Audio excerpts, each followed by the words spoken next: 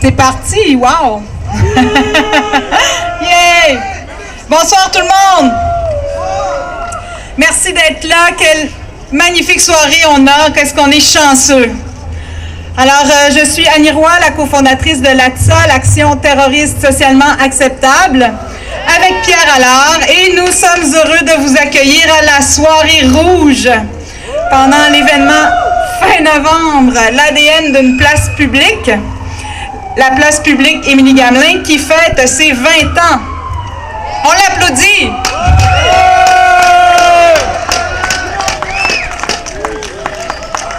Comme ça, les installations que vous voyez autour de vous, ça relate l'histoire de ce territoire, du temps où il était un verger, jusqu'au printemps érable. Donc, un voyage dans le temps, quand Émilie Gamelin y a instauré son 3e refuge et qu'elle habitait la petite maison jaune avec une quinzaine de vieilles femmes malades.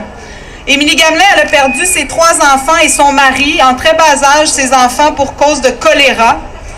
Elle a fondé les Sœurs de la Providence, fait bâtir l'asile de la Providence, un peu sous ce modèle-ci. Et elle a servi, entre autres, 500 bols de soupe, ben pas elle, mais la congrégation, 500 bols de soupe aux démunis pendant 120 ans. C'est pour ça qu'il y a un bol de soupe en haut à la place de la croix sur le clocher, si vous ne l'aviez pas remarqué. Puis, il y a le maire Drapeau qui a démoli l'asile et les bâtiments de l'église Saint-Jacques de l'UQAM. C'était les années 70, c'était la modernité. On a construit le métro Berry de Montigny à l'époque. Puis, le site est devenu un parking pendant 30 ans. D'où la voiture ici, Plymouth Coronet 66, avec une belle vidéo de l'inauguration du métro. Puis, pour le 350e, on a fait place à une place publique qui a vite retrouvé ses vieilles amours, les gangs petits. Ils sont revenus comme en terre d'accueil. Et c'est cela qu'elle est, la place Émilie-Gamelin, une terre d'accueil pour les moins nantis, pour les revendications. Une place qui écoute la grogne populaire. Une place d'expression humaniste et contestataire, comme ce que nous allons vivre ce soir.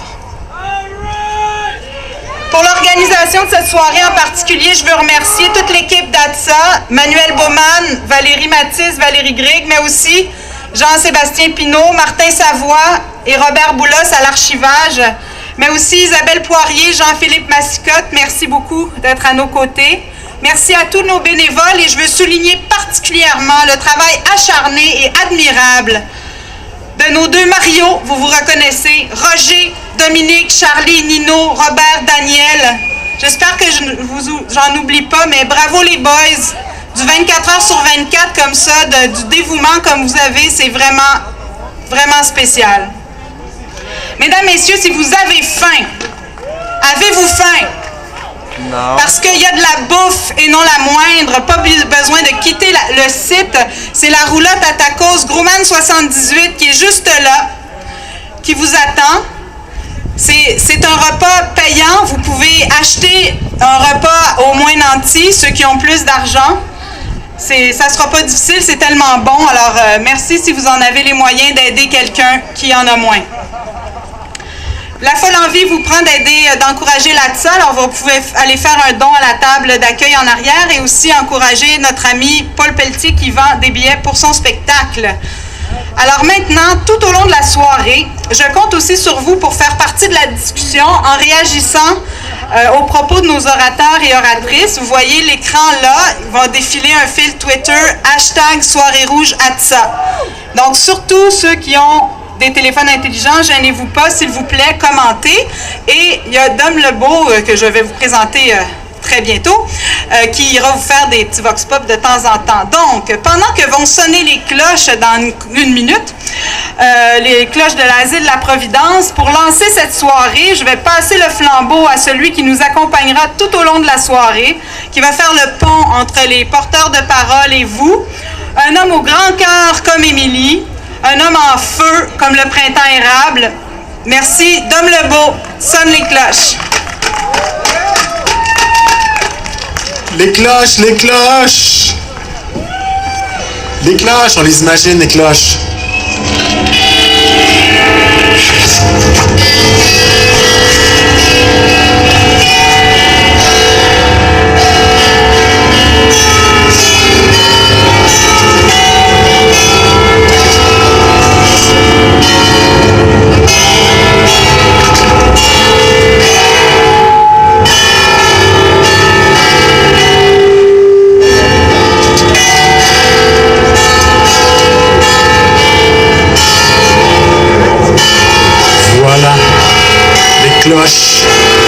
ville au sans clocher.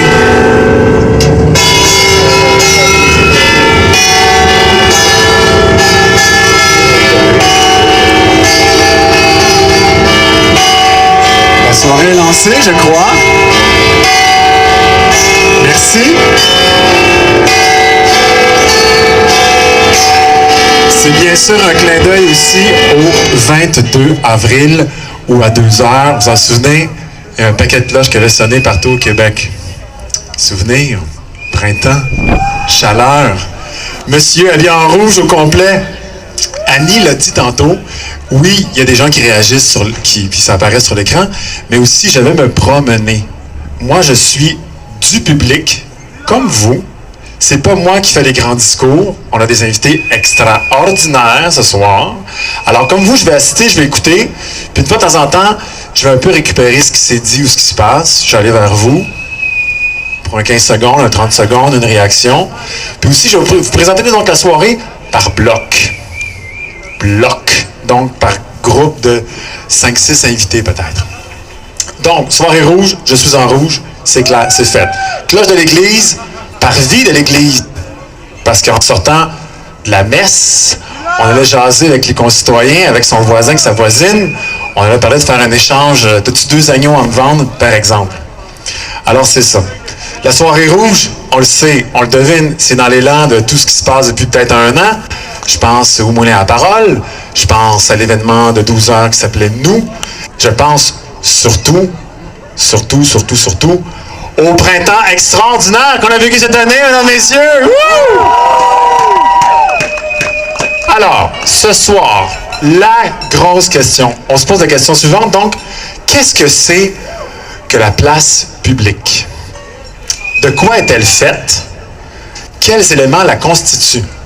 Quelle est sa nature? Quelle est son histoire? Quel est son génome? Et là, je dis génome parce qu'en fait, ce qu'on va se raconter ce soir, ce qu'on va décortiquer, c'est l'ADN de la place publique. Alors, on va se poser la question, qu'est-ce que ça mange en hiver? Qu'est-ce que ça devrait être, la place publique? À qui ça appartient et à quoi ça devrait servir? Moi, je ne suis pas là pour répondre aux questions. Moi, je pose des questions, puis il y a des gens qui passent, qui nous donnent une partie de réponse, qui nous donnent à réfléchir. On peut réagir, on peut mettre ça dans son coco, on peut en parler avec les autres après.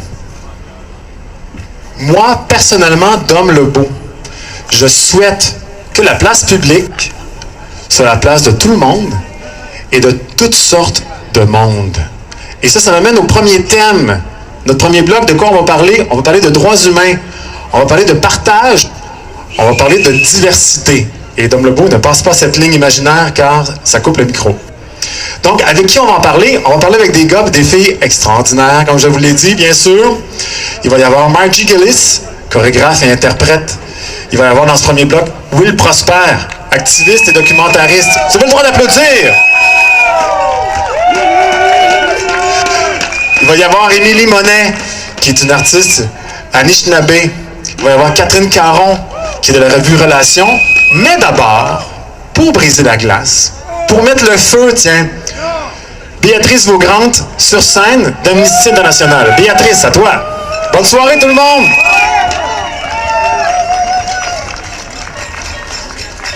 Mettre le feu, méchant mandat. Salut. Béatrice Vaugrante, Amnesty International. Merci de votre présence, merci de réchauffer la place et merci Latsa d'exister et de déranger. Il y aura toujours des places publiques, rondes, carrées, rectangulaires, remplies de monde refusant la politique à géométrie variable des gouvernements qui jouent des droits humains à la carte. Les places publiques du printemps arabe, dans les pays où pour votre bien et surtout celui de ceux qui gouvernent, on a opposé stabilité ou liberté. Un faux choix qui a permis de faire taire pendant des décennies toute une population qui a trouvé l'immense courage de réclamer et qui continue de réclamer stabilité et liberté. De réclamer aussi la fin de la corruption, les droits des femmes, des revenus décents, une justice indépendante et une police sans torture ni détention arbitraire. Ouais. Nos pays occidentaux ont bien hypocritement profité de ce faux choix imposé. Ils ont même sous-traité la torture, la mondialisation n'ayant pas de limite. La sécurité pour le plus grand monde et le plus grand nombre a bien meilleur goût quand elle est nourrie de droits humains. Les places publiques du printemps érable, où il fallait dénoncer le même faux choix si populaire entre stabilité ou liberté. La loi 12 ne demandait pas seulement de donner son itinéraire à l'avance, mais elle attaquait les libertés fondamentales de s'associer, de s'exprimer et de manifester pacifiquement. C'est plus grave ailleurs? Oui, absolument. Et je vous engage à voir plus loin que le Québec et à joindre virtuellement les places publiques du monde en danger ou en révolte et de devenir défenseurs solidaires des droits de vos confrères et de vos consoeurs. Car laisser violer leurs droits, c'est laisser violer les vôtres. C'est plus grave ailleurs? Et alors, faut-il niveler par le bas? Est-ce là notre vision du progrès humain et de la vie ensemble, libre et digne? Si nous laissons faire ici, c'est très grave. Il n'y a pas de classement ou de top 10 dans le respect des droits humains. Laisser violer nos droits, c'est laisser violer ceux des autres. On nous entend parler, mais surtout, on nous regarde agir. N'oublions jamais que les gains pour les droits des travailleurs, les droits des minorités, les droits des femmes ont tous été faits à coups de semelles sur l'asphalte ou les pavés et souvent sous les coups de matraque. Ils ont été faits aussi à coups d'idéaux et nous sommes nombreux maintenant à en profiter. La Déclaration universelle des droits de l'homme n'est pas seulement un joli bout de papier. Elle doit nous servir quand les temps sont difficiles, pour nous rappeler le choix visionnaire des pays qui ont signé à l'époque pour des droits humains universels et interdépendants. Il y aura toujours des souliers de toute grandeur, de toute couleur, pour user les rues et les places, encore et encore, et ceux et celles qui les portent vont user de leur salive et de leur casserole, encore et encore. Parce qu'on connaît la chanson, les droits humains, c'est comme la vaisselle, il faut toujours recommencer. Voici une citation de Gilles Courtemanche qui nous manque terriblement et qui avait écrit pour marquer les 50 ans d'Amnesty International. On peut emprisonner un homme, mais ces mots marcheront dans la rue et occuperont toutes les places tahrir du monde. Vive la place publique pour exiger nos droits et célébrer nos victoires!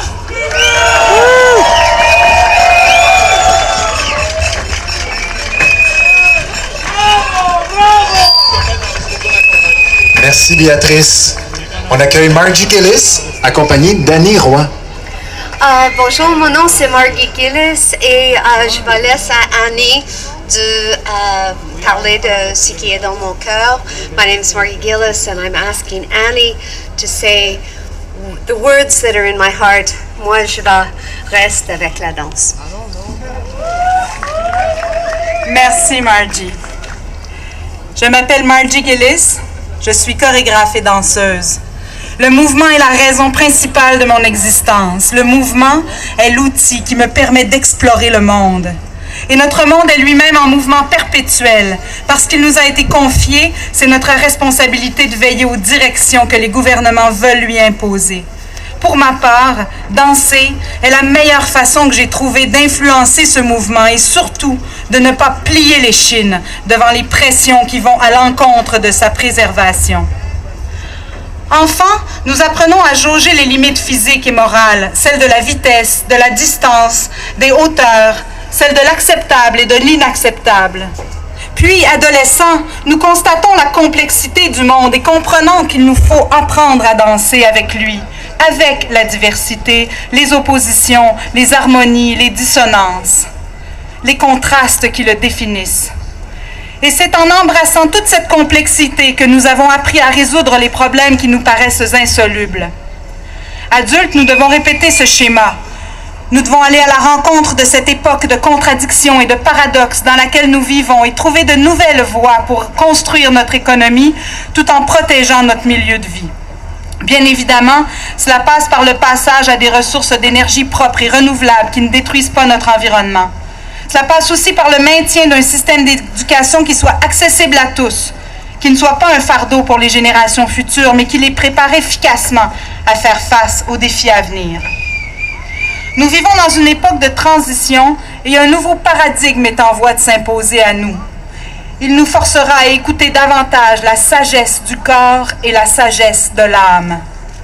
Il nous obligera à prendre nos distances avec la réflexion purement intellectuelle, strictement cérébrale et froide. Ou du moins, il nous faudra éduquer notre intellect, à se brancher à la nature, à l'environnement, de manière à élargir le sens qu'on donne au mot « intelligence ». C'est ce qu'on appelle la sagesse expérientielle. C'est une forme de sagesse que la danse m'a aidé à comprendre et à respecter. Pour continuer d'habiter cette planète, il nous faut intégrer le sens et la valeur de notre rapport à la nature. Le corps nous enseigne que la vie est impossible sans air et sans eau. Notre survie est compromise par les sols contaminés. Les changements climatiques ne peuvent plus être ignorés. Non seulement devons-nous composer avec nos propres natures, mais aussi avec celle de notre terre nourricière. Il a été dit à maintes reprises qu'une société se juge à la manière avec laquelle elle traite ses éléments les plus démunis, les plus faibles, les plus vulnérables. Les humains ont naturellement des êtres d'empathie. Face à des situations d'injustice, il nous faut attiser la flamme de notre compassion passionnée. Notre intelligence doit demeurer branchée sur la nature dont nous sommes issus. Cette sagesse expérientielle dont je parlais plus tôt est précisément au cœur de cette compassion. Nous avons tant encore à découvrir, tant à faire, tant de rêves à réaliser. Mais tout ça doit être fait en bonne intelligence, avec notre humanité collective et dans le meilleur intérêt de notre terre nourricière. En tant que Québécois, notre passion, notre créativité, notre authenticité sont nos contributions au monde. Il nous faut protéger l'héritage unique qu'a offert la langue française à notre culture nationale, tout en ouvrant grand les bras à la diversité. Et nous devons reconnaître, chérir et honorer les peuples qui étaient ici avant nous.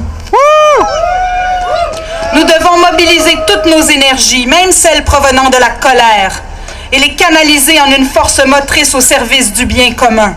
La compassion, au fond de nos cœurs, doit servir à donner une direction à nos choix. Nos gestes de compassion nous procurent un sentiment de réalisation et d'accomplissement, alors que nos manifestations d'égoïsme nous font sentir petits et nous amenuisent l'esprit. La richesse, on le sait, ne se mesure pas en accumulation matérielle. On peut ressentir l'abondance dans nos vies en ayant peu et en partageant beaucoup. Ceux qui adoptent cette attitude cultivent leur ouverture à l'autre, combattent la peur et le mépris. Alors je dis qu'il faut que nous soyons des êtres de compassion, que nous insistions sur le mot « passion » dans « compassion ». Les solutions aux problèmes de notre monde ne passent pas, en fait, n'ont jamais passé par un repli sur nous-mêmes. Au contraire, plus nous serons nombreux à danser avec passion et compassion, plus nous prendrons soin les uns des autres, plus nous serons créatifs et animés de compassion dans notre quête de solutions, mieux se portera cette magnifique planète qui nous a été confiée. Dansons ensemble pour le bien, pour le mieux du monde.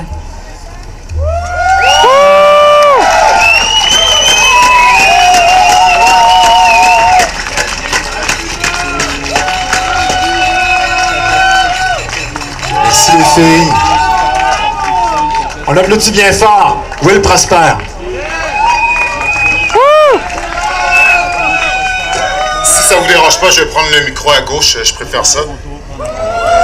Je vais commencer. D'habitude, je fais souvent, je me présente, c'est Will Prosper. Je suis porte-parole pour Montréal en République et documentariste.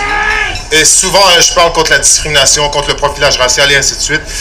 J'ai décidé que je vais faire un texte un peu plus imagé aujourd'hui. Je l'ai intitulé « Je me souviens de la forêt du printemps érable ».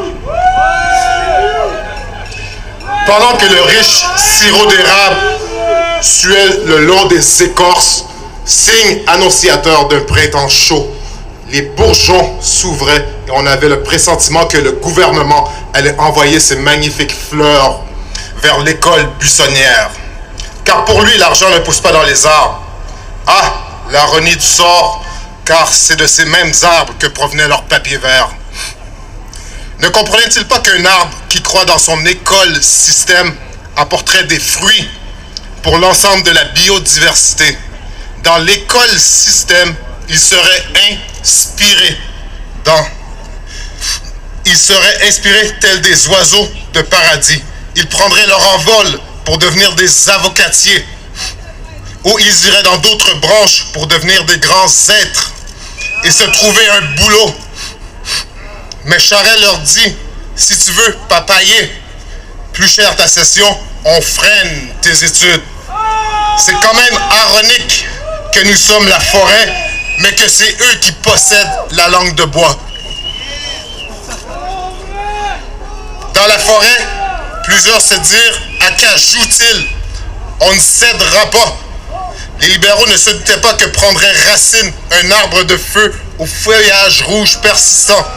Des marronniers s'élèveraient pour ne pas être esclaves et se noyer sous leurs dettes et finir tous à mendier pour étudier. La forêt dit, ça fera pas ici. On va s'arranger. Vous ne l'auriez pas facile. Plusieurs branches de l'écosystème tombèrent sous leur charme et on vit les épines naître et prendre racine. La forêt, grâce à leurs érables à fleurs de charme, trouva ses alisiers et le 22 mars, on ne vit que du carex rouge dans la jungle urbaine. Notre belle forêt était remplie de nos beaux érables, de nos beaux bouleaux, de nos beaux ébéniers, de nos beaux oliviers, de nos beaux bonsaïs. Le feuillage multicolore faisait une belle photosynthèse de notre riche biodiversité. Au sein du gouvernement, on sentait un gros malaise dans la salle, car on venait de les écorcer.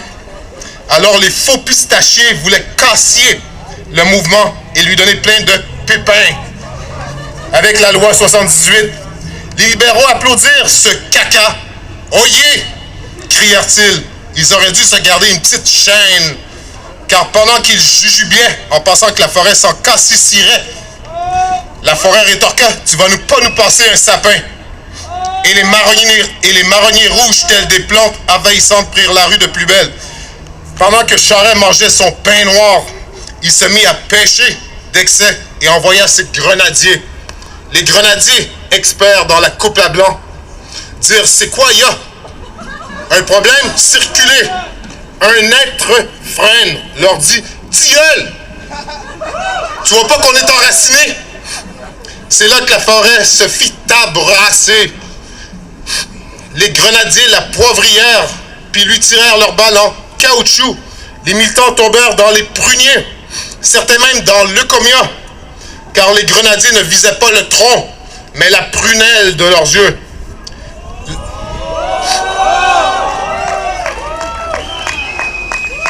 L'ironie du sort, c'est que même s'il était clair qu'ils violaient nos droits, c'est nous qui avons reçu les casiers judiciaires. C'est là qu'arriva le saule pleureur collectif. Il faut que ça s'arrange. Il faut exprès pour pas s'entendre. Au mois d'août, les libéraux déclenchèrent des érections. Oui, j'ai bien dit des érections, car ils savaient qu'après les Jeux, il allait avoir de la misère à se tenir debout. Mais il était trop tard, car la forêt avait déjà semé ses graines.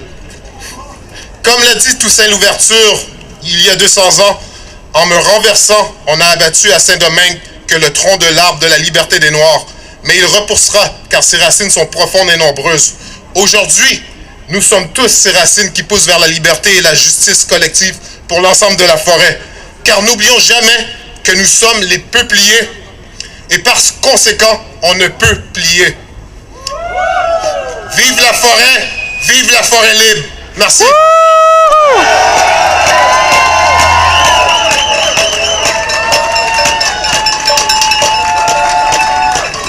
Bravo, Will, merci. Le monsieur rouge est dans le milieu ici du public. Je vois et j'entends qu'il y a des gens qui ont le goût de parler par-dessus ceux qui sont en avant. Alors, je vais aller vers eux et leur demander, exemple, toi avec le beau drapeau, t'es en feu, mon ami. Comment tu t'appelles? Je m'appelle Émile Beaulieu-Beauregard. Merci, Émile. De quoi t'aimerais qu'on parle ce soir? Tu serais déçu si on ne parlait pas de quel sujet sur scène? Moi, je suis déçu du fait que le monde comprend. Je suis déçu du fait que le monde ne comprenne pas pourquoi qu'aujourd'hui c'est une grève de la solidarité internationale contre la marchandisation de la scolarité à travers le monde! 100% d'accord avec toi, Émile. C'est un mouvement mondial. Oh, il n'est pas fini. Dernier truc. Dernier truc à ajouter, on a réussi un peu notre combat. Ce n'est qu'un début du printemps érable que jamais on n'oubliera. Et il faut être solidaire à travers notre mouvement. Donc, à travers le mouvement international de notre cause aujourd'hui, si on a gagné, il faut être solidaire au restant de la planète. On emmerde la privatisation de l'éducation. Vive l'éducation pour qu'un peuple instruit ne sera jamais vécu. Wouh! Le pouls du public, Émile, merci d'être là. Merci à toi, mon. Dom Lebeau, votre animateur. On cède la place, tranquillement, à Émilie Monet. On l'écoute. À toi, Émilie. Oh oui, hein, on a ce prénom-là. Ejebimadzien. Ani Ejebimadzien. Ça veut dire comment est-ce que vous allez en algonquin? Place publique. Comment traduire ce terme pour les peuples autochtones? Je dirais un espace vivant, habité par notre histoire et la mémoire de nos ancêtres. Un espace pour tous, car la notion de propriété privée est inexistante. Un espace à protéger et à préserver, car il est de notre responsabilité d'en prendre soin pour les générations futures. Un espace de réel dialogue qui prône le consensus, car nous faisons tous partie du cercle sacré de la vie. Cette notion d'espace public a-t-elle une place dans la société actuelle, telle que nous vivons aujourd'hui? L'éternel clash entre deux conceptions de vivre et de voir la vie. Si place publique se veut être un lieu d'échange et de dialogue où tous peuvent prendre la parole, je me demande si la société actuelle, si les gouvernements actuels, autant fédéral que provincial, sont réellement prêts à faire de la place au peuple autochtone. Depuis toujours et encore placés dans des réserves, dans des gâteaux, placés en marge de la société ou tout simplement invisibles. Qui est au courant des importantes coupures du gouvernement Harper au printemps dernier envers les organisations autochtones et les conseils de bande? Alors que la situation de la santé autochtone est alarmante, que plusieurs études ont été effectuées à ce sujet, l'Organisation nationale de la santé autochtone a été rayée de la carte, tout comme plusieurs projets qui touchaient en particulier la santé des femmes autochtones. Le programme, entre autres, des femmes disparues et assassinées autochtones a complètement disparu. Qui sait que le gouvernement Harper s'est engagé en juin dernier à couper le financement des organisations politiques autochtones, autant nationales que régionales, de 50 000 à 1 million de dollars par année, ce qui réduira la capacité de nos représentants à défendre nos droits et nos intérêts? Qui sait que le financement des services d'experts au conseil de bande sera complètement coupé dans les 2 prochaines années, ce qui fait que les communautés ne pourront pas estimer et analyser les impacts des politiques fédérales et provinciales sur nos droits, comme le Plan Nord? Où sont les manuels scolaires qui laissent place à la version autochtone du cours de l'histoire? Comment ça se fait qu'on doit toujours éduquer la population sur ce qu'ont été les pensionnats indiens, ce qu'est la loi sur les Indiens, ou tout simplement qu'il existe 11 nations autochtones ici au Québec? À quand les questions autochtones sur la place publique? Après tout, les Autochtones ont reçu le droit de voter qu'en 1969.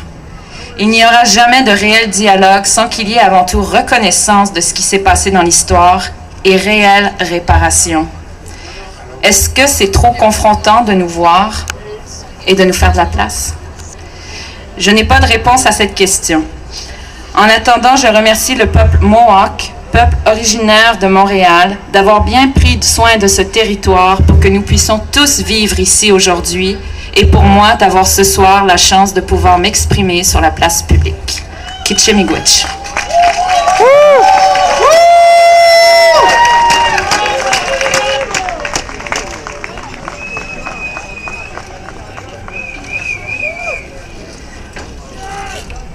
Bonsoir, je m'appelle Catherine Caron.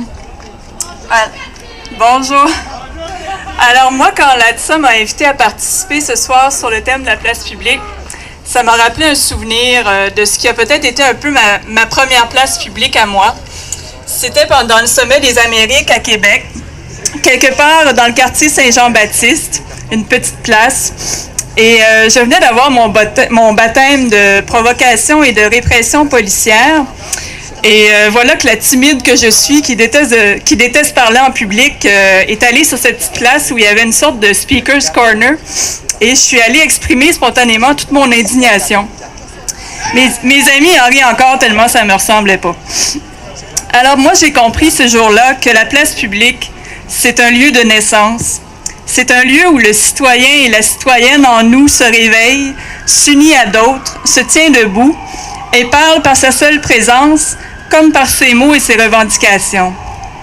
Je suis restée ensuite engagée pour la justice sociale et mobilisée aussi pour la cause qui m'avait conduite à Québec, la lutte contre les accords de libre-échange, contre ce régime juridique tentaculaire érigé dans le secret et le mépris de la population, qui nourrit probablement plus d'avocats que d'êtres humains et qui accorde un pouvoir démesuré aux entreprises de la finance et du commerce sur nos vies, sans respect pour la démocratie et notre souveraineté. La marchandisation du monde, le mouvement étudiant l'a bien prise pour cible à sa manière au printemps dernier et encore aujourd'hui, en faisant un boucan d'enfer sur la place publique qui se réinventait ici même à la place Émilie-Gamelin et aux quatre coins de nos rues. Et ensemble, nous avons défié une loi spéciale injuste. Comment osez-vous, se sont-ils écriés dans les hautes sphères? Et voilà que notre désobéissance civile non violente était indigne et inacceptable en démocratie. Vous vous souvenez, l'insulte faite à notre intelligence était quotidienne. Ça nous a inspiré un petit coup de gueule à la revue Relations où je travaille et nous avons envoyé notre numéro sur le pouvoir de la désobéissance civile à tous les députés de l'Assemblée nationale du Québec. À des élites ne cessant d'étaler leur arrogance et leur inculture démocratique, nous prescrivions un peu d'instruction. Et récemment, nous avons fait parvenir le même numéro à l'honorable Denis Jacques, le juge qui a condamné Gabriel Nadeau-Dubois pour outrage au tribunal. En lui écrivant qu'il nous semble important de favoriser un meilleur discernement sur le sujet, voire de l'exiger, au moment où des lois sont régulièrement défiées au Québec par des élus, des fonctionnaires, des grandes firmes de génie conseil, sans qu'on en fustige ou condamne les responsables avec la même célérité que celle qu'on applique au mouvement étudiant. À nos yeux, cette logique du deux poids, deux mesures menace bien plus la paix sociale que quoi que ce soit d'autre au Québec. Nous croyons, pour reprendre les mots du philosophe Jean-Marie Muller, que ce n'est jamais la désobéissance civile qui menace la démocratie, mais bien l'obéissance servile à une loi injuste. Il est bien là le plus sûr chemin menant à la tyrannie, au bruit des bottes et au silence des paroles censurées. Le Québec de demain, il sera fait par des personnes qui ne confondent pas la justice avec la judiciarisation du monde et qui savent que la légalité n'est pas toujours synonyme de moralité. Le Québec de demain sera fait par des personnes qui ne confondent pas la paix sociale avec le confort et l'indifférence. Le Québec de demain sera fait par ceux et celles qui savent que les sacro-saints marchés financiers sont des moutons, des gloutons et des psychopathes qu'il ne s'agit pas de rassurer, mais de remettre à leur place. Et le Québec de demain, finalement, sera fait par des personnes qui savent que la place publique, ce n'est pas tout le monde en parle et son cirque du dimanche, mais c'est bien plus le lieu d'un rituel millénaire, celui par lequel les êtres humains, comme nous tous, beau temps, mauvais temps, se rassemblent pour fraterniser, discuter, résister, revendiquer et prendre possession de leurs droits et libertés.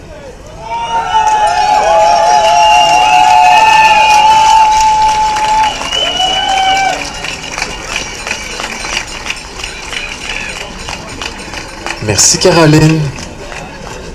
Le monsieur en rouge qui revient sur scène. C'est notre premier bloc. C'était varié quand même, hein? On a eu de la danse contemporaine. On a eu des jeux de mots avec les noms d'arbres. On a eu beaucoup de filles, en tout cas. Vous avez remarqué, c'était très féminin, ce premier bloc. C'était agréable, parce que des fois, on se dit, ce qu'on voit à la télé ou dans les journaux, c'est beaucoup de messieurs, beaucoup de gars. Puis moi, bon, j'ai arrêté de parler du printemps là, à un moment donné, mais c'était quand même kiff-kiff, hein? C'était moitié-moitié. Moi, j'ai beaucoup aimé ça. J'ai pris toutes sortes de notes pendant qu'il fallait que je monte, en fait. Je vais vous dire 3 choses rapidement. Ceux qui ont faim, garçons et filles, il y a un paquet de pommes, là. Les pommes, pour faire un gros clin d'œil au fait qu'ici, c'était un verger en 1840. Donc, il y a des pommes. Je ne sais pas s'il y a de la soupe, je sais qu'il y en aura tantôt. Il y a la Grumman 78 en arrière qui fait à manger. Ça réchauffe le cœur et le ventre. 3e annonce. Ah, tweeter. J'ai aucune idée si ça fonctionne comme on veut, là. Est-ce que c'est intéressant ce qui se passe là? Est-ce que vous avez jeté un petit coup d'œil des fois? Ah, environ 250 personnes minimum. Au discours seulement. Déjà une petite belle inspiration. Prendre d'assaut la place publique. Yes, sir. J'aime beaucoup l'image de prendre d'assaut, même si c'est un peu violent. Voilà, c'est dit. C'est fun, je rencontre les gens pendant que d'autres sont ici en haut. Fait que je manque des bouts, mais c'est pas grave, c'est filmé, puis que je vais le regarder à la maison. Genre. Donc, une première partie très féminine, puis ça donne bien, ou c'est un hasard qui fait les choses comme ça. Le deuxième bloc, finalement, il n'y a plus qu'on déplace quelqu'un dans un bloc. Oups, toi, tu vas aller par là-bas, tu vas arriver un petit peu plus tard. Et on se ramasse avec un bloc 100% féminin. Et avez-vous remarqué une chose? Le mot révolution, parce que je vais en venir à ça, c'est un nom féminin. Oh! Révolution, c'est féminin. Révolution, en fait, c'est comme une... C'est avancer, c'est aller plus loin de belle façon, peut-être. Ah, je vous entends pas tous. OK. La place publique, donc. Je reviens à la place publique, au présent, où est-ce qu'on est? La place publique, la place Émilie-Gamelin, qui a toujours été renée par des femmes en passant, depuis 1840. C'est la place où ça se passe. Où ça se passe ce soir, où ça s'est passé quand le groupe qui a marché aujourd'hui s'est arrêté, autour de 17h. C'est aussi souvent là d'où ça décolle. Et justement, en 95, la première grande marche des femmes, du pain et des roses, ça avait débuté ici, un 26 mai 95, pour aller jusqu'à Québec le 4 juin. C'est pas d'hier que les groupes associatifs, les syndicats, les groupes communautaires, les groupes étudiants se donnent rendez-vous ici, à la place Émilie-Gamelin. Pourquoi? C'est un bon point de ralliement. C'est une place au changement. C'est une place à la révolution. Yeah! Dans ce bloc, sur la révolution au sens large, on va avoir 3 personnes qui vont monter sur scène. 3 femmes. La deuxième qui va grimper s'appelle Carminda McLaurin. Elle est doctorante et membre du collectif VIA 22. Ensuite, il y aura la belle Geneviève Rochette, que vous peut-être connaissez son visage, elle est comédienne. Elle aussi, elle a des choses à raconter. Mais, oui, j'ai dit la deuxième personne, la troisième personne. Mais pour débuter ce bloc, la première personne qui monte sur scène s'appelle Paul Pelletier. C'est une femme de théâtre. On lui sert un bel accueil. Paul Pelletier, c'est à toi. Oh, j'aime son carré démesuré.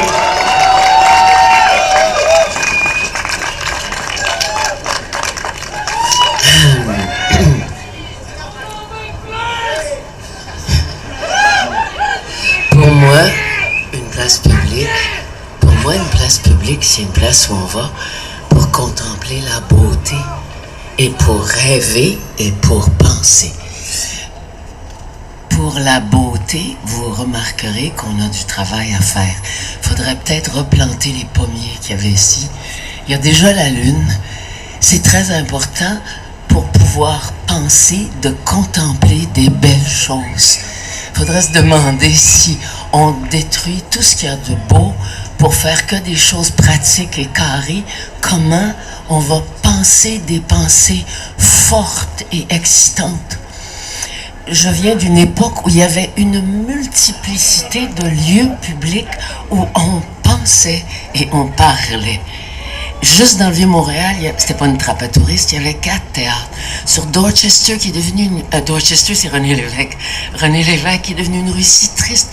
Il y avait plein de petits cafés-théâtres où, avec une bière, $2, tu peux avoir un spectacle. Aujourd'hui, c'est impossible. Aujourd'hui, le phénomène du lieu rond où on se retrouve et on est excité d'avoir des idées est comme très dilué. On ne sait plus où aller. L'exemple du quartier des spectacles est pour moi très important.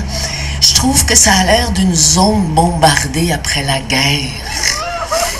C'est plat, c'est mégalomane, c'est asphalté, c'est froid. Pardon? Pardon? Parle plus fort. OK, là, c'est-tu mieux, ça? Mon Dieu.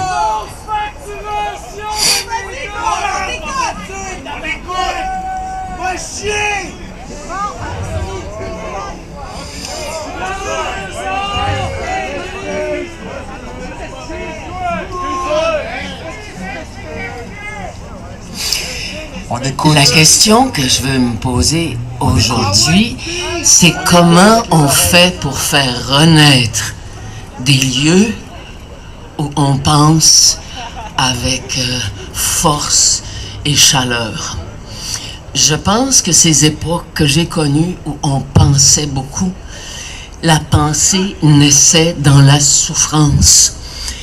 Les gens qui pensaient l'indépendance, c'est parce qu'ils sentaient la souffrance d'un peuple opprimé, dépossédé. Les femmes qui pensaient la libération des femmes, c'est parce qu'elles sentaient la souffrance que c'est que d'être dépossédé. Les ouvriers, ce que c'est que d'être infériorisé. Aujourd'hui, il est très difficile de savoir à partir de quoi on pense.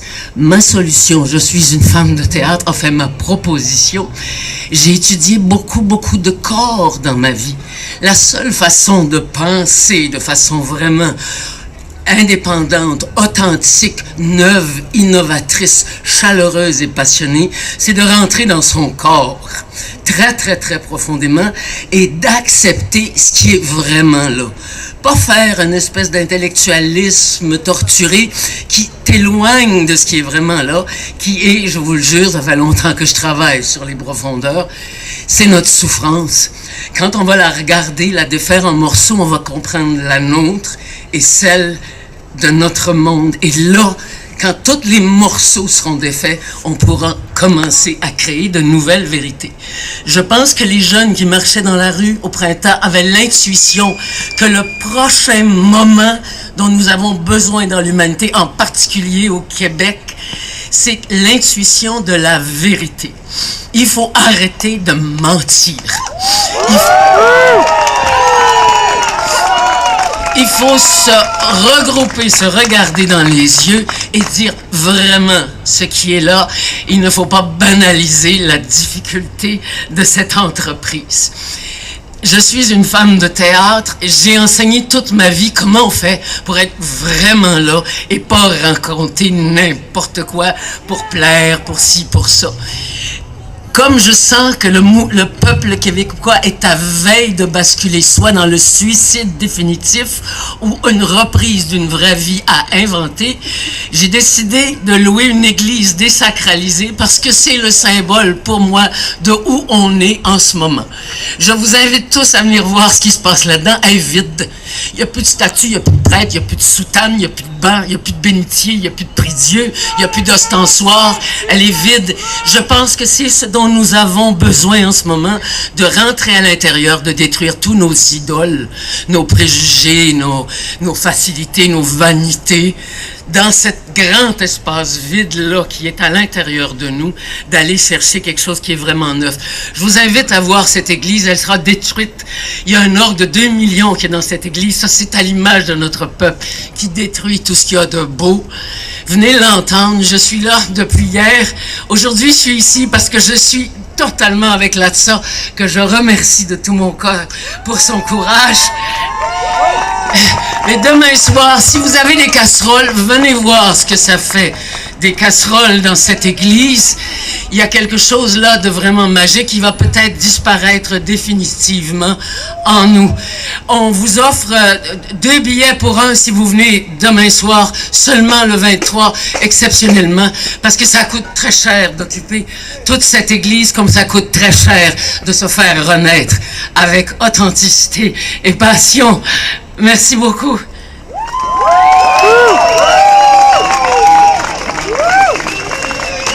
Merci, Paul. Rapidement, c'est où cette église-là? C'est où? C'est où? Dis-le-moi, c'est où? 55 Alexandre de Sèvres. Alexandre de Sèvres. Au coin de René Lévesque. OK, on va trouver. Elle va disparaître de même que l'or qui vaut 2 millions de dollars. Il y a 4000 tuyaux là-dedans et ça a la force d'un orchestre symphonique. René Lévesque et Alexandre de Sèvres. Merci, Paul. Carmen Das, c'est à toi. Tu peux t'installer.